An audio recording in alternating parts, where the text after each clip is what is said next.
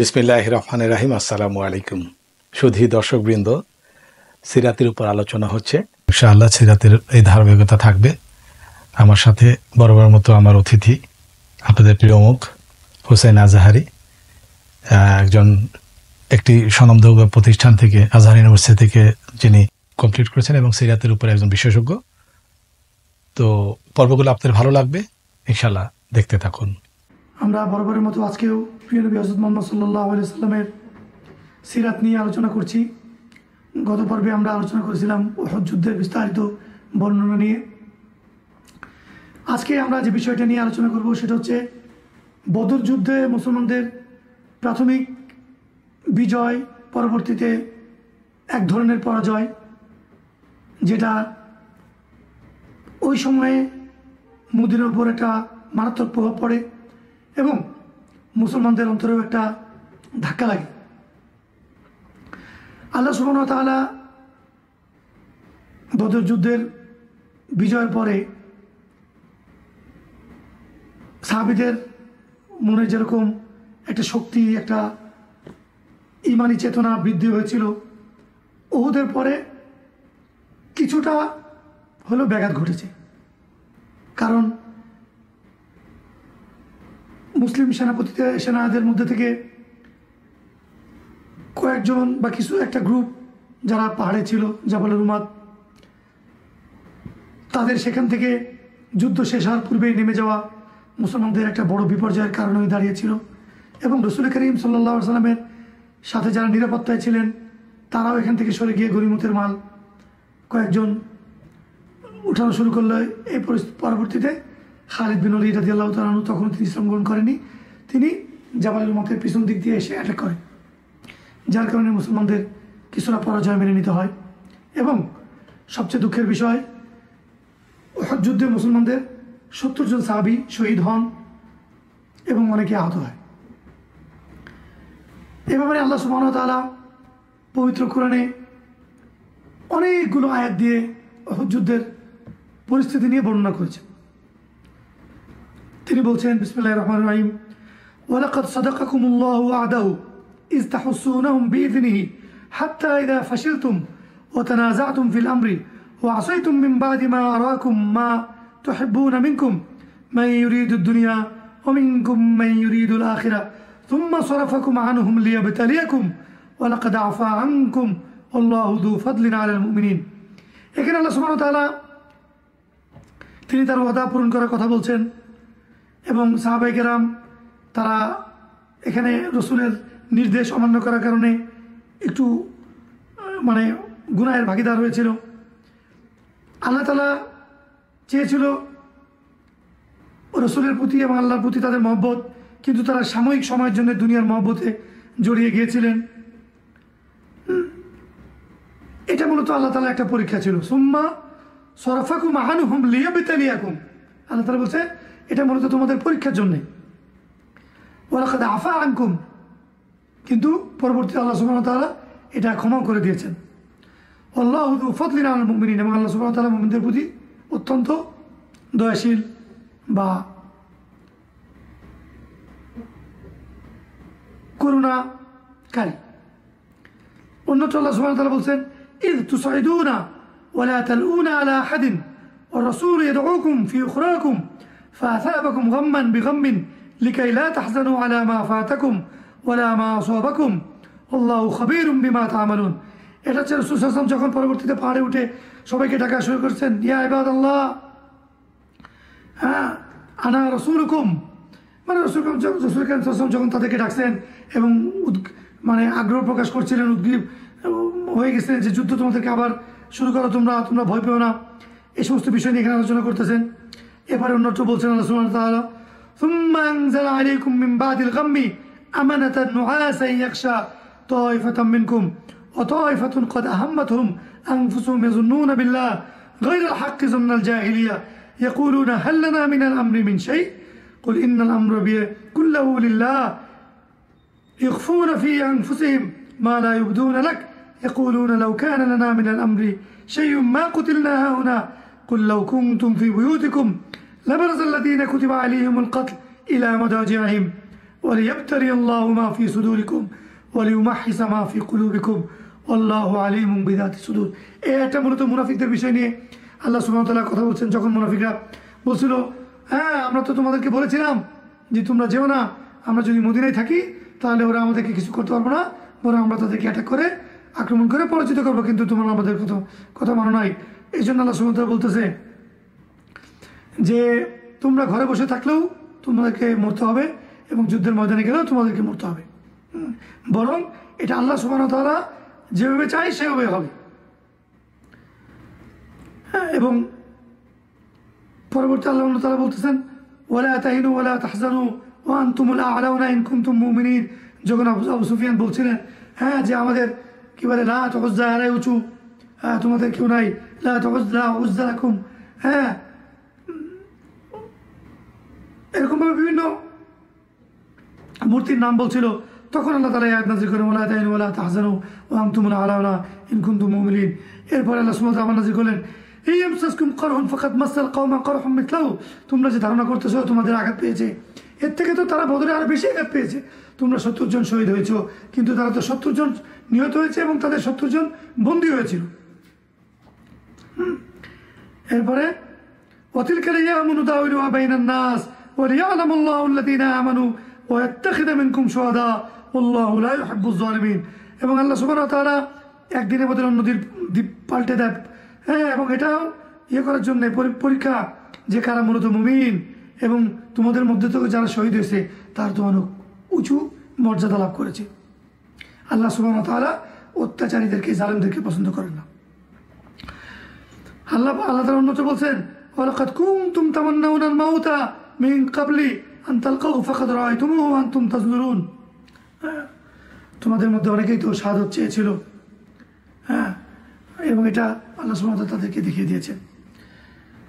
অন্যত্র বলছেন আল্লাহ সুবহানাহু ওয়া তাআলা ওমা কানা লিনাফসিন আন তামুতা ইল্লা বিইذنিল্লাহ কিতাবাম মুআজ্জালা ওয়া মান ইউরিদ সাওয়াবাদ দুনিয়া নুতিহি মিনহা ওয়া মান ইউরিদ সাওয়াবাল আখিরা নুতিহি মিনহা ওয়া সানাজজিশ শাকিরিন।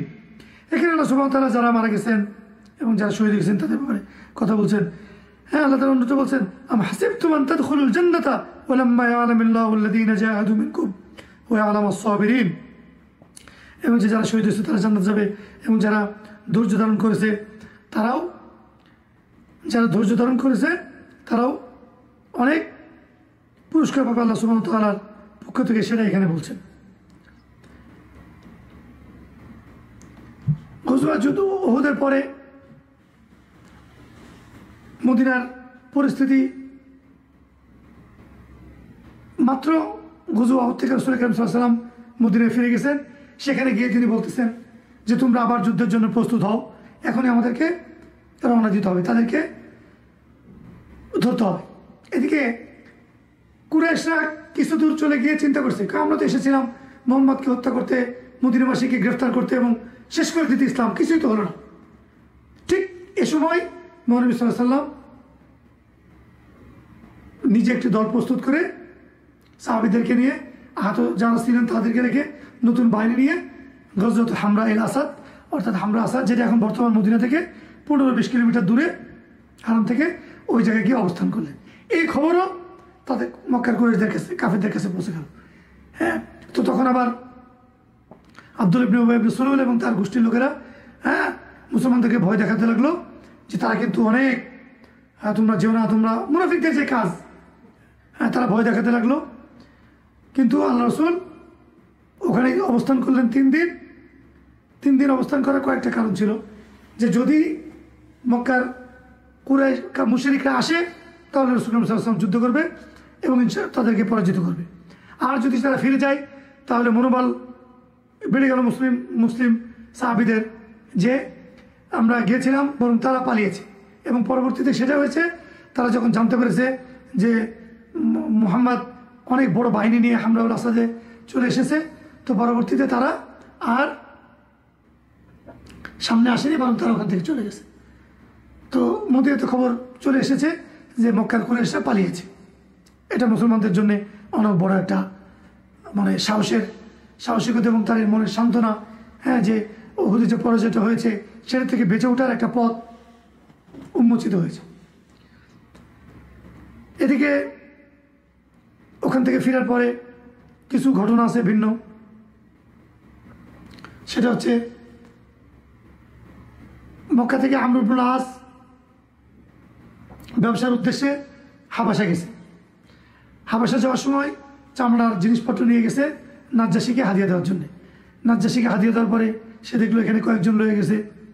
তো একজন সাহাবীর ব্যাপারে আমর রাদিয়াল্লাহু তাআলা একজন সাহাবী তার ব্যাপারে বললো যে তুমি আমরকে আমার কাছে দিয়ে দাও। বাদশাকে বললো বিনিময়ে আমি তোমাকে হাদিয়া দিচ্ছি।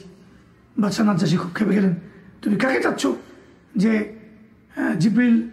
জিবরিল যে বাণী নিয়ে আসছে আল্লাহর পক্ষ থেকে সেই রসুলকে তুমি আমার কাছে নিতে নিষেধ, অথচ এটা আল্লাহর বাণী জিবরিল নিয়ে এসেছে যেই কালাম মুসার কাছে আসতো। এরকম নাজ্জাশী কিছু কথা বলার পরে আমর ইবনুল আস এই প্রথম তার কাছে ধাক্কা লাগে যে আচ্ছা তাহলে কি মোহাম্মদের কাছে যে রিসালা এসেছে এটা কি মূলত আল্লাহর পক্ষ থেকে এসেছে? তার কারণ আমর ইবনুল আস একজন শিক্ষিত মানুষ ছিলেন, তাকে কুরাইশদের দূত বলা হতো। তো সে আমর ইবনুল আস চিন্তা করতেছে যে নাজ্জাশী তো একজন আলেম খ্রিস্টান ধর্মের, তাহলে সে যেটা বলতেছে তাহলে এটা ঠিক আছে। এই প্রথম তার অন্তরে ইসলামের একটা দাগ রেখাপাত করলো। দাগ বলা যায় না, একটা সুসংবাদ। এবং সে অনেক রেওয়ায়েতে এসেছে নাজ্জাশীর হাতে ইসলাম গ্রহণ করলো। আল্লাহর কি ইচ্ছা দেখেন, হযরত মুহাম্মদ সাল্লাল্লাহু আলাইহি ওয়াসাল্লামকে দেখে কুরাইশদের মধ্যে আরবে থাকা অবস্থায় ইসলাম গ্রহণ করে নাই, অথচ সে নাজ্জাশী বাদশার হাতে দূরে গিয়ে সেখানে ইসলাম গ্রহণ করলো। পরবর্তীতে তিনি এসে যখন হিজরত করে মক্কায় গেছেন সেখানে রাসূল সাল্লাল্লাহু আলাইহি ওয়াসাল্লামের হাতে ইসলাম গ্রহণ করছেন, সেটা অন্য ঘটনা। এরপরে ওখানে আরেকটা ঘটনা ঘটে, উম্মে হাবিবা তিনিও হিজরত করছিলেন। রাসূল কারীম সাল্লাল্লাহু আলাইহি ওয়াসাল্লাম তাকে খালিদ রাদিয়াল্লাহু তাআলা আনহু, অন্য একজন সাহাবী, খালিদ বিন ওয়ালিদ না এটা, কারণ খালিদ বিন ওয়ালিদ তখন ইসলাম গ্রহণ করে নাই, এটা খালিদ অন্য এক সাহাবী। তার মধ্যে রাসূল কারীম সাল্লাল্লাহু আলাইহি ওয়াসাল্লাম বিয়ের প্রস্তাব পাঠিয়েছিলেন, তিনি গ্রহণ করলে পরবর্তীতে বাদশা নাজ্জাশী খালিদ ওকিল হয়ে বাদশা নাজ্জাশী মাধ্যমে বিয়ে হয় এবং রাসূল কারীম সাল্লাল্লাহু আলাইহি ওয়াসাল্লাম সেই বিয়েতে 4000 দিনার অথবা বর্তমানে 4000 রিয়াল বলতে পারেন, 4000 রিয়াল সেই বিয়ের মোহরানা নির্ধারিত করা হয়। একটা জিনিস এখান থেকে শিক্ষণীয়, সেই যুগে যদি রাসূল কারীম সাল্লাল্লাহু আলাইহি ওয়াসাল্লাম 4000 দিনার মোহর দেয় তাহলে বুঝেন যে একটা নারীকে আমরা যখন বিয়ে করব যাদের সামর্থ্য আছে তাদের কিন্তু কম করা উচিত না। যত সামর্থ্য আছে সেই সামর্থ্য অনুযায়ী দিবে। সেখান থেকে এরপর আরো একটা ঘটনা, এরপরে রাসূল কারীম সাল্লাল্লাহু আলাইহি ওয়াসাল্লাম একটি যুদ্ধে পাঠিয়েছিলেন। সেই যুদ্ধটা হচ্ছে সারিয়া। আবু সালামা রাদিয়াল্লাহু তাআলার নেতৃত্বে তিনি 150 জন বা 160 জন সাহাবীকে পাঠিয়েছিলেন রাসূল কারীম সাল্লাল্লাহু আলাইহি ওয়াসাল্লাম। এটা পাঠিয়েছিলেন একটা গোত্র, সেই গোত্র যে নেতা ছিল তার নাম ছিল খুয়াইলিদ ইবনে লুহাই। আসলে মূলত কোনো দেশ যদি যুদ্ধে হেরে যায় সবাই চায় সে দেশটা দখল করতে। যখন মদিনাবাসী রাসূল কারীম সাল্লাল্লাহু আলাইহি ওয়াসাল্লাম উহুদ যুদ্ধে কিছুটা পরাজয় বলা যায় বরণ করে নেয়, তখন মোটামুটি মদিনার আশেপাশে যতগুলো গোত্র ছিল সবার মাঝখানেই এই সংবাদটা ছড়িয়ে যায় যে উহুদে যেহেতু মদিনাবাসী পরাজয় বরণ করছে, আমরা চলো মদিনা দখল করে নিই, যেন মামার বাড়ির আবদার। তো পরবর্তীতে ওই নেতা ওই গোত্রের, সম্ভব গোত্রটা মনে হচ্ছে আমার সালামা গোত্র, আমি যতটুকু মনে পড়তেছে, এবং নেতা ছিল খুয়াইলিদ। সে আক্রমণের প্রস্তুতি নিচ্ছে মদিনায়। এই সময় রাসূল কারীম সাল্লাল্লাহু আলাইহি ওয়াসাল্লাম তার গোয়েন্দাদের মাধ্যমে জানতে পারে যে এরকম একটা গোত্র তারা মদিনায় আক্রমণের প্রস্তুতি নিচ্ছে। রাসূল কারীম সাল্লাল্লাহু আলাইহি ওয়াসাল্লাম আবু সালামা রাদিয়াল্লাহু তাআলার নেতৃত্বে 160 জনকে তিনি দিয়ে পাঠায় এবং আবু সালামা রাদিয়াল্লাহু তাআলা সেই গোত্রে গিয়ে অ্যাটাক করে সব গনিমত নিয়ে চলে আসে, বিজয় লাভ করে। এবং তিনি সেখানে কিছুটা আঘাত পান, বদরেও তিনি আঘাত পেয়েছিলেন সামান্য। তো সেই আঘাতের পরবর্তীতে তিনি মারা যায়। তো পরবর্তীতে রাসূল কারীম সাল্লাল্লাহু আলাইহি ওয়াসাল্লাম তার সম্মানার্থে তিনি উম্মে সালামাকে বিবাহ করেন। এটাও মদিনাতে হয়। এটা হচ্ছে 3য় হিজরিতে। এখনও আমরা যে হিজরিতে আছি আজকে 16তম পর্বে, এটা গজওয়ায়ে উহুদের পরে অর্থাৎ উহুদ যুদ্ধের পরে 3য় হিজরির কথা বলছি আমরা। এরপরে ঘটনা আমরা সবাই জানি, যায়েদ ইবনে হারিসা রাসূল কারীম সাল্লাল্লাহু আলাইহি ওয়াসাল্লামের কাছে লালিত পালিত হয়েছেন। খাদিজা রাদিয়াল্লাহু তাআলার কাছে তিনি থাকতেন। অনেকে রাসূল কারীম সাল্লাল্লাহু আলাইহি ওয়াসাল্লামের সন্তান বলে ডাকতেন। তো পরবর্তীতে আল্লাহ তাআলা এটাকে ইসলামে নিষেধ করে দেওয়া হয়েছে যে ইসলামে পালক সন্তান বলে কোনো কথা নেই। ইয়াতীমদেরকে পালতে পারো, কিন্তু পরিবারের মধ্যে একসাথে থাকা, একসাথে পর্দাবিহীন চলাফেরা, এগুলো ইসলামে নিষিদ্ধ হয়ে গেছে। তো যায়নাব বিনতে জাহাশ রাদিয়াল্লাহু তাআলা আনহার সাথে আল্লাহর নির্দেশেই রাসূল কারীম সাল্লাল্লাহু আলাইহি ওয়াসাল্লাম যায়েদ ইবনে হারিসার সাথে বিবাহ বন্ধনে দিয়েছিলেন। এখানে একটা বিষয়, দুজন কিন্তু দিনদার, কিন্তু একজনের সাথে আরেকজনের মনের মিল হচ্ছে না। এখানে আপনি কাউকে দোষ দিতে পারবেন না যে অমুকে খারাপ তমুকে ভালো, ব্যাপারটা এরকম না। বৈবাহিক সম্পর্কটা এটা হচ্ছে দুজনের একটা বিষয়ে একত্রিত হওয়া, দুজনে একটা বিষয়ে মানে তাদের মনোনৈক্য নাও হতে পারে, যার কারণে যায়নাব বিনতে জাহাশ এই বিবাহটাকে তিনি মেনে নিতে পারছিলেন না, কিন্তু আল্লাহর পক্ষ থেকে নির্দেশ এসেছিল, যার কারণে মেনে নিতে হয়েছে। যাক, পরবর্তীতে যায়নাব বিনতে জাহাশ রাদিয়াল্লাহু তাআলা আনহায় তিনি তালাক দেন।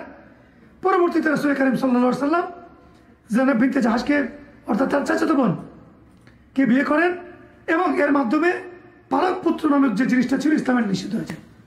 অর্থাৎ পালক কোনো পুত্রই না, অতএব তার বিবাহিত নারীকে বিবাহ করা কোনো অপরাধ নয়।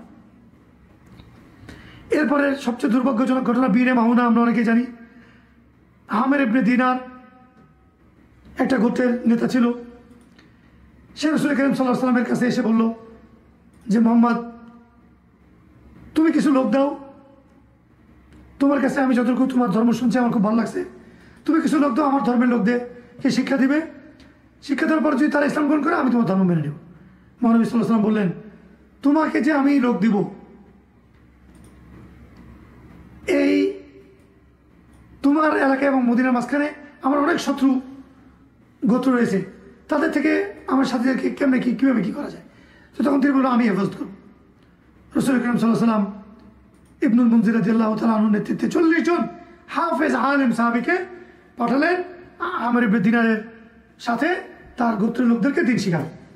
প্রতিমধ্যে তুফাইল ইবনে দিনার, অর্থাৎ এই আমেরেরই আত্মীয়, চাচাতো ভাই বলা হয়। আমর ইবনে দিনারের চাচাতো ভাই, তুফাইল ইবনে নামটা ভুলে গেছি। তো এই তুফাইল প্রতিমধ্যে যখন তাদের সাথে দেখা, ইবনুল মুনজির রাদিয়াল্লাহু তাআলা আনহু তাদেরকে দাওয়াত দিয়েছে। সে চিঠি পাওয়া মাত্রই চিঠি ছিঁড়ে ফেলেছে এবং তাদেরকে অ্যাটাক করে 40 জনকে নিহত করে ফেলেছে। সাহাবীরা বলছে তাদের আত্মসমর্পণ করতে, কেউ আত্মসমর্পণ করে নাই। 40 জন সাহাবী সেখানে শহীদ হন। এই খবর যখন রাসূল কারীম সাল্লাল্লাহু আলাইহি ওয়াসাল্লামের কাছে আসে, এই ঘটনার পরে রাসূল কারীম সাল্লাল্লাহু আলাইহি ওয়াসাল্লাম একাধারে 1 মাস ফজর নামাজে দোয়া কুনুত পড়েছিলেন। নবীজি ভুলতে পারছিলেন না যে উহুদে 70 জন সাহাবী চলে গেলেন, এখানে হাফেজ আলেম 40 জন সাহাবী চলে গেলেন। মহানবী সাল্লাল্লাহু আলাইহি ওয়াসাল্লাম একটা মাস শোকাহত ছিলেন। এরপরে অন্য আরেকটা ঘটনা, তারা নবীজির কাছে একই দাবি করে, রাসূলুল্লাহ, আমরা তো ইসলাম গ্রহণ করেছি, তো আমাদের এখানে কিছু সাথী পাঠান, তো যারা আমাদেরকে দিন শিক্ষা দেবে। মহানবী সাল্লাল্লাহু আলাইহি ওয়াসাল্লাম সেখানে 6 জন সাহাবীকে পাঠালেন। এর মধ্যে খুবাইব ছিলেন, তারপরে আসেম ছিলেন, এরকম 6 জন সাহাবী ছিলেন। তো এদের 4 জনকে তারা নিহত করে এবং 2 জনকে তারা অ্যাটাক করে, বন্দি করে, এবং বন্দি করে তাদেরকে মক্কায় বিক্রি করে, মানে মুশরিকদের কাছে হস্তান্তর করে। তার মধ্যে আসেম এবং খুবাইব রাদিয়াল্লাহু তাআলা আনহু ছিলেন, তাদেরকে অত্যন্ত নির্মমভাবে সেখানে হত্যা করা হয়। আসেম রাদিয়াল্লাহু তাআলার ব্যাপারে একটা কথা আছে যে আসেম রাদিয়াল্লাহু তাআলা শপথ করেছিলেন যে আল্লাহ আমার মৃত্যুর আগে যেন কোনো কাফের আমাকে স্পর্শ করতে না পারে। তো যখন তারা আসেম রাদিয়াল্লাহু তাআলাকে মারতে আসছিলেন, ওনার শরীরে চতুর্দিকে মৌমাছি ঘুরতেছিলেন, যার কারণে তারা হত্যা করতে পারে না। পরবর্তীতে একটি বৃষ্টির মতো আসে, ওরা দূর থেকে পাথর মারতে উনি ওখানে নিয়ে যায়, এবং একটা বৃষ্টি আসে, সেই বৃষ্টি ওনার লাশকে ওখান থেকে সরিয়ে অন্য জায়গায় সরিয়ে ফেলে, কিন্তু উনি কোনো কাফের স্পর্শ করতে পারেনি। খুবাইব রাদিয়াল্লাহু তাআলার ঘটনা আমরা জানি, উনি মক্কাতে খুব নির্মমভাবে ওনাকে খেজুর গাছের সাথে বেঁধে তীর মেরে হত্যা করা হয়েছে। এভাবেই চলছিল 3 হিজরির সব বিচ্ছিন্ন অনেক ঘটনা। রাসূল কারীম সাল্লাল্লাহু আলাইহি ওয়াসাল্লাম একের পরে এক সব বয়ে 3 হিজরি তিনি মানে অতিক্রম করছিলেন। ইতিমধ্যে 4 হিজরি চলে আসলো। রসুল করিম সাল্লাল্লাহু আলাইহি সাল্লাম এখানে একটা ঘটনা ঘটে গেছে যে 40 জন সাহাবী এই 6 জন সাহাবীর মধ্যে একজন সেখান থেকে 3 জন শহীদ হয় আর একজন পালিয়ে গেছিল। এই পালিয়ে যাওয়ার পরে সে ওই গোত্রের 2 জন লোককে অন্যত্র পেয়ে যায়, 2 জনকে হত্যা করে। তো তারা আবার মূলত ইহুদিদের সাথে তাদের একটা আহদ ছিল, অর্থাৎ চুক্তি ছিল, সুলাহ সন্ধি। তো তারা তখন দিয়া চায়। তো তখন মুহাম্মদ সাল্লাল্লাহু আলাইহি ওয়াসাল্লাম ইহুদিদের কাছে একদিন আবু বকর, ওমর এবং কয়েকজন সাহাবী নিয়ে বনু নুজাইর, বনু কাইনুকা যারা ইহুদি তারা তো আগেই পালিয়েছে, এখন বনু নুজাইর যে গোত্র ছিল তাদের কাছে নবীজি তাদেরকে তাদের সাথে তাদের এলাকা অতিক্রম করে যাচ্ছিলেন অন্য একটা ইহুদি গোত্রের কাছে, যার পথে তারা বলছে দিয়ে তো আমরা ভাই, আমাদের সাথে তাদের সুলাহ ছিল। তো নবীজি এক জায়গায় বসলেন দেয়ালের পাশে। ইহুদিরা কত বড় বেঈমান, কত বড় গাদ্দার। ওপর দিয়ে নবীজিকে বসতে বলছেন আর পিছন দিক দিয়ে তারা মিটিং করতেছে যে আজকে মোহাম্মদকে শেষ করার বড় একটা পথ, কারণ তার সাথে কোনো অস্ত্র নাই এবং তার সাথে বেশি তার সাথীও নাই। তো তারা বুদ্ধি করলো আমরা পাহাড়ে আমরা আমাদের যে কেল্লার উপর থেকে পিছন দিক থেকে আমরা পাথর মারবো, মোহাম্মদের মাথায় মোহাম্মদ মারা যাবে। তো নবীজি বসে আছেন। ওই সময় আল্লাহ সুবহানাহু ওয়া তাআলা জিবরাইলকে পাঠিয়ে নবীজিকে দিলেন যে আপনি এখান থেকে দ্রুত ওঠেন, তার কারণ ওরা উপর থেকে পাথর মেরে আপনাকে হত্যা করতে চায়। নবী সাল্লাল্লাহু আলাইহি ওয়াসাল্লাম ওখান থেকে উঠে একা একা মদিনায় চলে গেলেন। মদিনায় গিয়ে 3000 সৈন্য জোগাড় করে বনু নুজাইর অ্যাটাক। আবু বকর, ওমর যে সমস্ত সাহাবী সেখানে গিয়েছিলেন, বসেছিলেন, তারা জানেই না কি হতে যাচ্ছে। পরে ইহুদিরা বললো কি ব্যাপার মোহাম্মদ, তুমি কিসের প্রস্তুতি? কয় বনু নুজাইরের সাথে যুদ্ধ হবে। কয় তোমার সাথে তো আমাদের দিয়েতে চুক্তি। কয় না, তোমরা আমাকে হত্যার চেষ্টা করেছো, উপর থেকে পাথর নিক্ষেপ করে আমার কাছে। কয় এটা কোনো কথা? যাই হোক, পরবর্তীতে আব্দুল ইবনে উবাই ইবনে সালুল, খিনজির মুনাফিক আব্দুল ইবনে সালুল তাদেরকে বলছে তোমরা আত্মসমর্পণ করো না, আমি তোমাদের সাথে আছি, তোমাদের সাথে লড়বো, তোমরা মোহাম্মদের সাথে যুদ্ধ শুরু করো। বাস, ওরা আব্দুল ইবনে উবাই ইবনে সালুলের প্ররোচনায় পড়ে তারা নবীজির সাথে যুদ্ধ শুরু করল। এক পর্যায়ে যখন তারা দেখতে আর সম্ভব না, তারা তীর মারা শুরু করলেন যুদ্ধে। মুসলমানরা একটু দূরে কৌশলগত কারণে একটু রাসূল সাল্লাল্লাহু আলাইহি ওয়াসাল্লাম পিছিয়ে গেলেন, দেখলে এভাবে তো পারা যাবে না। পর্বতের বাগানে যত খেজুর গাছ ছিল সব কাটা শুরু করলেন নবীজি, ছোট গাছ বড় গাছ সব। ওরা ইহুদিরা তো আমার অর্থের পাগল, অর্থই তাদের ভগবান, অর্থই তাদের রব। তো তারা দেখলো আমাদের সব তো হয়ে যায় ই হয়ে যাচ্ছে। তখন তারা বললো মোহাম্মদ এটা কোনো কথা, তুমি কি করছো? বলছো কোনো কথা নাই। তখন তারা বললো যে ঠিক আছে আমরা তোমার সাথে শুনি। কয় কোনো কথা নাই, তোমাদের আত্মসমর্পণ করতে হবে। কয় ঠিক আছে আমরা আত্মসমর্পণ করতে রাজি। কয় তাহলে কয় তোমরা কি চাও? কয় আমরা আমাদের সব সম্পত্তি নিয়ে এখান থেকে চলে যাও। সম্পত্তি নিতে পারবো সব, কিন্তু কেউ কোনো অস্ত্র নিতে পারবো না। বললো ঠিক আছে। পরে তারা ইহুদিদের যারা সর্দার ছিল, সাল্লাম, কাব, ইয়াহিয়া, এরা সবাই ইহুদিদের নেতা, সব তাদের উটের পিঠে তাদের ঘরের দরজা জানালা সম্পত্তি যা ছিল সব নিয়ে নিরস্ত্র হয়ে তারা